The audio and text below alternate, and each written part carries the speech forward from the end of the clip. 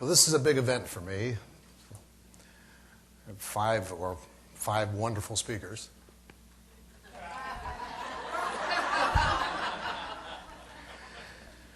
So I was trying to figure out what to do today, so I went out and bought a tie. And when I buy a tie, I go to Nordstrom and I say, give me a tie that hurts, because everybody who sees me for the next 2 years is going to see me in this tie. So I went to the famous Lloyd Center in Portland and I bought this tie. And I'm on my way back and I had a character-defining moment that I'd like to share with you. I'm driving on Broadway on my way back toward the Broadway Bridge. And traffic was sort of backed up because one of the lanes was closed. And traffic was creeping along, and traffic is creeping along, and there's somebody at that gas station right over there trying to get in, and nobody was letting them in. And you could see the frustration in his eyes because everybody was frustrated with the traffic. And I'm creeping along and creeping along. And then it was my turn. And he looks at me, and I look at him, and it was a defining moment. How many of you in this room would have let him in? Well, I let him in. And the guy behind me hits his horn. Now, if I were in the passenger seat of your car and I asked you, why did you let that person in? You would tell me, because you... This is interactive, jump in. Because I wanted to be nice, because I've been there before, which would make you empathetic or make you compassionate, because I'm caring, because I'm sympathetic. In other words, we have this big, long list of values that drive our very behaviors. In fact, if you think about the people that you like and you respect in this world, you like them because they demonstrate behaviors consistent with a set of core values that you like and respect. And what would be the single most important value? Honesty. What else? Integrity. I love integrity because it's something everybody appreciates and nobody knows what it is. Compassionate, doing the right thing. Authenticity. Fairness. Sorry? I can't see you, so I need to be able to hear you. Contribution, sure. Trustworthy. I could do all 20 minutes just doing this. This is terrific. Because we like and respect people who demonstrate behaviors consistent with these values. But then there are the people we don't like and we don't respect, because they demonstrate behaviors consistent with an opposite set of values. So think of somebody you really can't stand.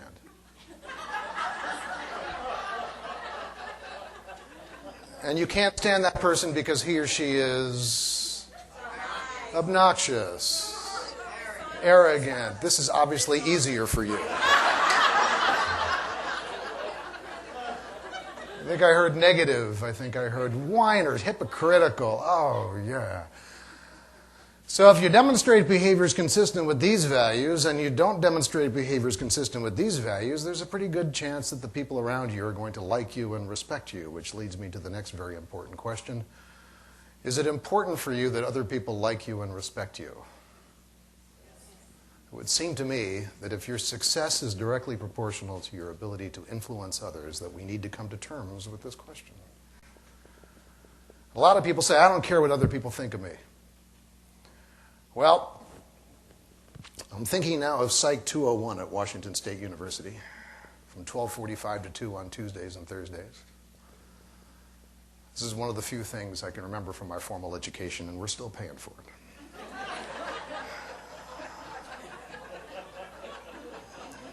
You sit in the back of that room, remember that, and you think you can sleep and the professor can't see you, and now I know the professor can see you.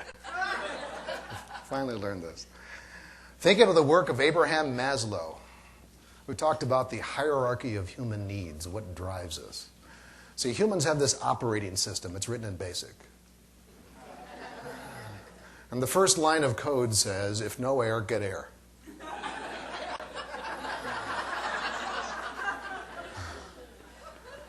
Once you have your air, then of course, since it's a need, the principles of needs take over, which is number one, you no longer need it. And number two, you forget you ever needed it in the first place. But air is a very important human need. It's the fundamental human need. In fact, you talk about those qualities, honesty, caring, compassion. Well, if somebody's holding your head underwater in a swimming pool where you can't get air, I'm willing to bet you demonstrate some behaviors consistent with these values because we violated your first line of code. If no air, get air. Now, once you have your air, then you move along to the food and the water and the shelter, and then you get down to the bottom of Maslow's needs, which are the esteem needs and the actualization needs, and nobody really knows what they are. Except for, here's what it means to me. We all need to feel valid. And we will do what we need to do. Because it's a need, we will do what we need to do in order to feel valid.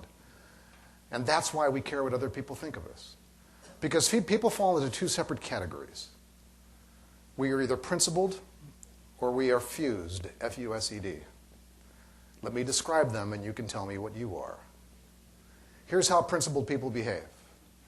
They know that they like and respect people who do this, and they don't like and respect people who do this. So they wake up in the morning and they resolve to do this and not to do this. And at the end of the day, if they did this and didn't do this, they look in the mirror and they say, I like myself. Because I would like anybody who did that, so I like myself. Based upon that definition, how many of you consider yourselves to be principled, please? How many of you are thinking, tell me the fuse thing?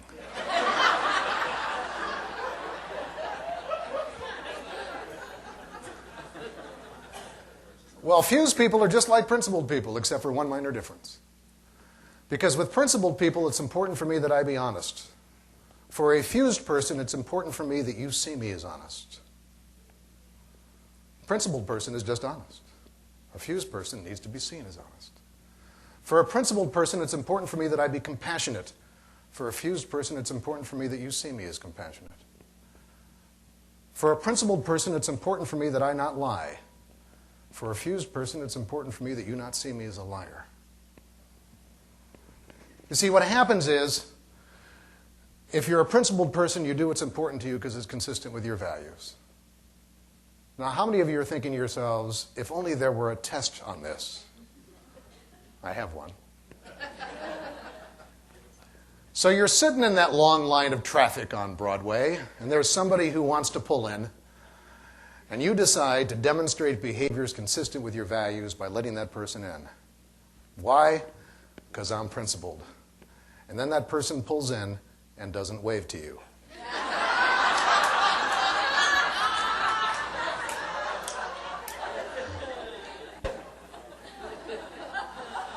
See, if the reason you let that person in is because you're nice, then as soon as you let that person in, game over, you were nice. But see, we didn't let that person in because we were nice.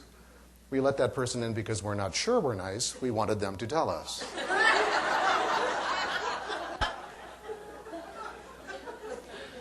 Example 2. You're walking into a public building, say a courthouse, and there's somebody who's 15 feet behind you. This is important because we know 12 feet is the statutory maximum for holding doors.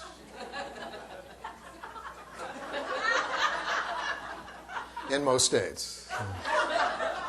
In California, it's 6.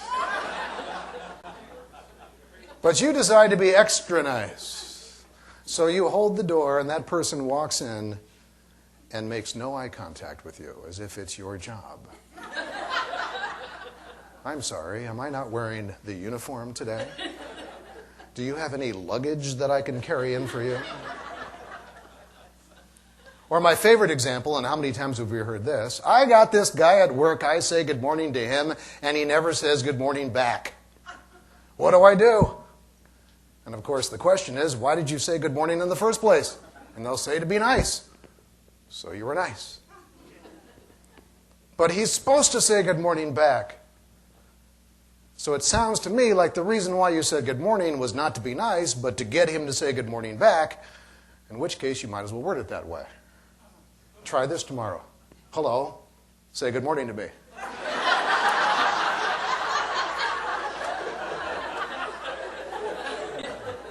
So, but if I do that, I won't know if he meant it.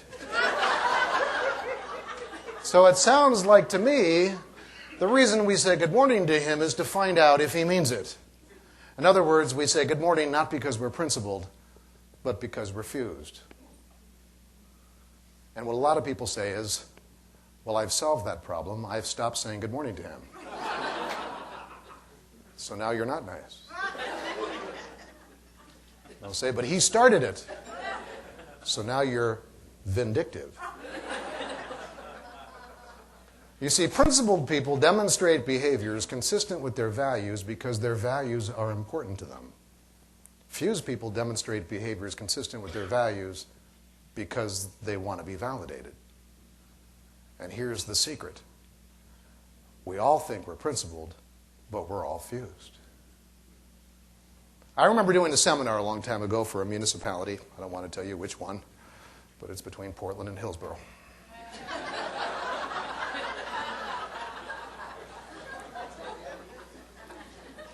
And sitting in the front row, I had 3 police officers.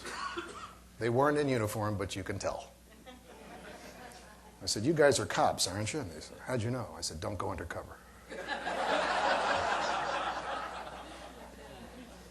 Now, I like cops because I like anybody who does something that's important that I won't do. And I appreciate what they do, but these 3 I didn't appreciate. Because I figured out really early that these 3 didn't want to be there. These 3 were sent there by their chief. And what they said was, I'll show you, I won't pay attention. So through the entire seminar, they sat there and they stared at that wall and they had their arms folded and they never opened their book. I'll show you, I won't learn. That's where Dr. Phil would say, how's that working for you?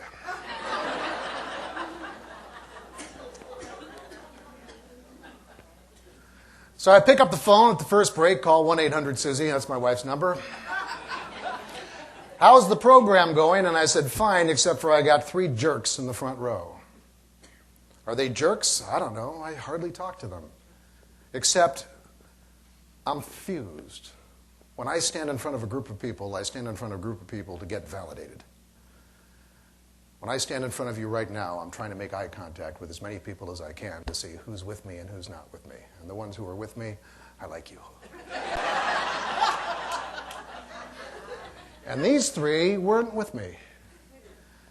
And so they weren't validating me. And so the principles of validation take over. And let me share with you some of the principles of validation. Principle number 1. Anytime you do something for validation and you don't get validated, you feel invalidated.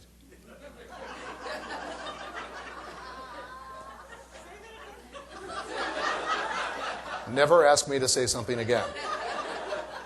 Anytime you do something for validation and you don't get validated, you feel invalidated. When you let that person in and that person didn't wave to you, keep in mind that person did nothing. But you feel insulted.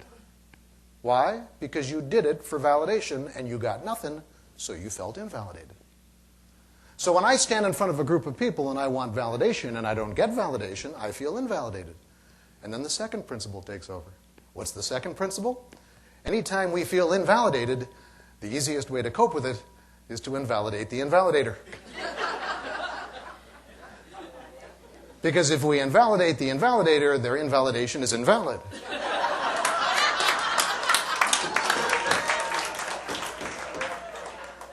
So that's why we let them in, they don't wave, and we say, jerk.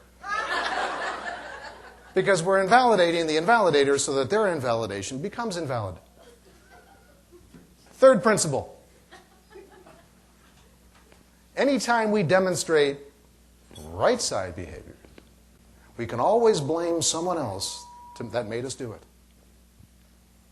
Because I think we can take these right side qualities, negative, mean, insensitive, ignoring people, all those things that you don't like in people, and I'm willing to bet that you've done a couple of those today. But when you do them, there's always somebody else that made us do them. Now, anytime we demonstrate a left side quality, it's a personal quality. I mean, we'll say, you make me angry, but we'll never say, you make me nice. It's just because I am nice. But you make me angry. Next principle. Anytime we feel invalid, since its validation is a basic need, we'll always turn to somebody else to get validated. Let me give you an example. Let's say you're going out for lunch and you only have an hour. So you walk into the restaurant and you tell the server, I only have an hour. I need to be served quickly. And you sit there and it takes you 45 minutes to get your order. Now, how are you feeling? Impatient. Now, we didn't mention impatience before, but where would it be? All right? Now, nobody under those circumstances, based upon the third principle, would say it's because I'm an impatient person. It's because the restaurant made me impatient. Right? So finally, after about 45 minutes, then you snap. And you say to the server, it's taking too long to get my order. When I walked in here, I said I only have an hour. And the service is just totally unacceptable.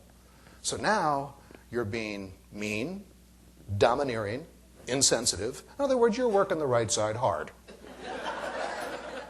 But of course, the restaurant made me do it. And so you finally get your food and you get back to the office. What's the first thing you do?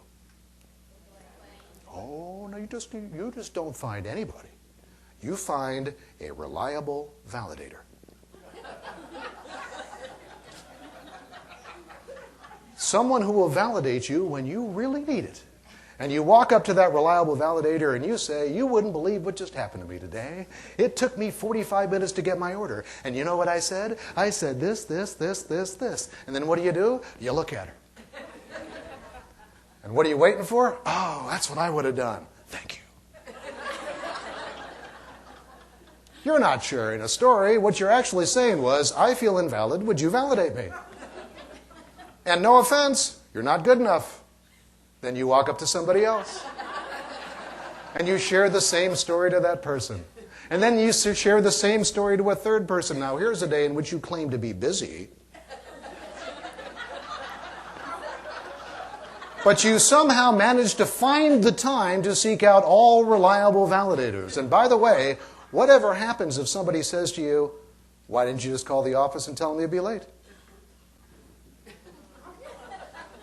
See, I came to you for validation, and I got invalidation, so therefore, you've invalidated me. So what do I think? Jerk. And that's where you turn to that person and you say, thanks for the tip. I appreciate the advice. It's important to recognize how much we all need validation. And I'm thinking to myself, the very first seminar I did a long time ago, one of those national seminar companies called me up and they said, we got a sick speaker. Would you go out there and present? And I said, sure, baby. I'm there. And so they caught a flight down, and I'm going in there. And I expected this seminar to have like 25 people. And I had an auditorium of 500 people.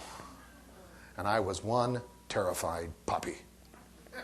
So I'm standing up here giving this seminar, and I had never given a seminar before. And we take our break about an hour and 15 minutes into the program. And somebody walks up while I'm messing with my overhead projector and taps me on the shoulder and says, excuse me, David, I hate to bother you during your break, but you're terrific. This is a great seminar. And then he walked away, and I didn't even get his name. But I thought to myself, I like him.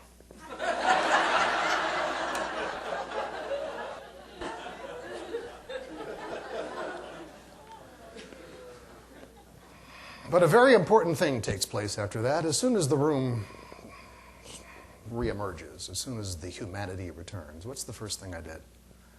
I searched the room until I could find him. Where'd that guy go? And there he is right over there. Here's a guy who before the first break, I didn't even know he existed. But since he validated me when I needed him, he becomes more important to me than everybody else in the room put together. For the rest of the day, I must have made eye contact with him 100 times. Every time I said something funny, I looked at him to make sure he's laughing. Every time I said something inspiring, I looked at him to make sure he's nodding. And people get up and they go to the restroom all the time. But if he had gotten up and left for any reason, I would have been crushed. Why? Because since he validated me, he becomes important. Now let's just assume, hypothetically, that he walks down during the third break and says, excuse me, David, but let me give you some feedback. Let me tell you what you've been doing wrong. Let me give you a tip. Would I accept it? Absolutely I would, because he had made a huge deposit in the emotional bank account. He can make a withdrawal.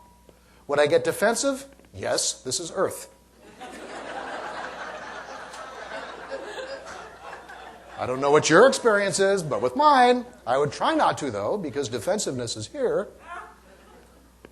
But I would accept his feedback because of the fact that he had validated me earlier.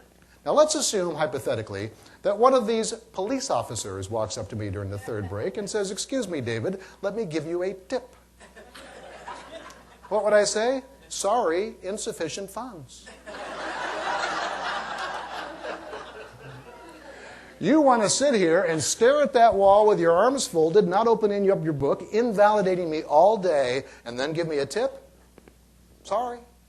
Now, of course, I've had customer service training, so I would never think of saying that. I'd say, "Sure, what can I do for you?" But what am I thinking? Is this a long story? Because here's the way I work. If you don't see my strengths, I don't care what you think my weaknesses are. Is this something I'm proud of? No, it's a weakness. Am I trying to fix it? Yeah, it's low on the list, but I'm trying to fix it.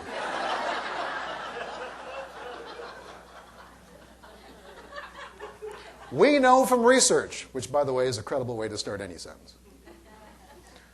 We know from research that employees will complain about salary till the cows come home, wherever they went.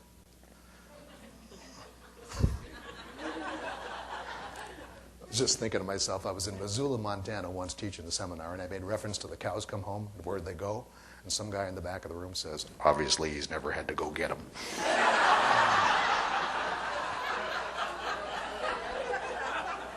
I said, "No." I grew up in Chicago, so I think I was 18 before I saw my first entire cow.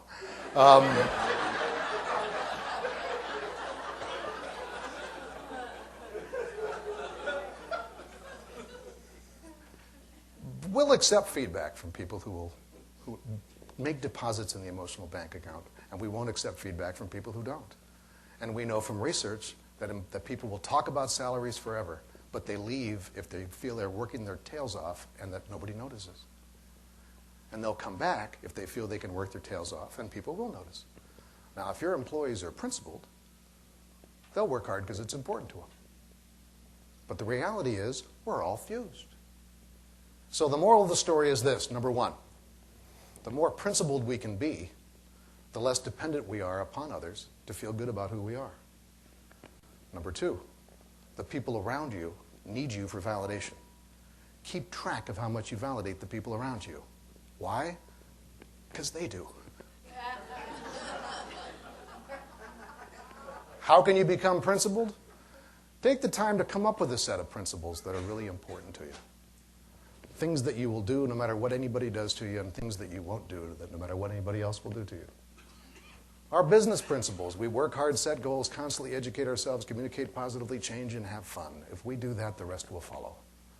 We don't worry about whether it works, we worry about if we do it. But the personal principles are the ones that are particularly challenging. And if you can figure out how to do it, let me know. But we have to believe in what we call the principle of incremental gains, which is if we work really hard to become principled, we'll grow as individuals, even though it's just barely perceptible. But if we give up because of the fact that it is barely perceptible, then we're going to get an outcome that is predictable. And the outcome is we become fused and we become dependent. Thank you very much.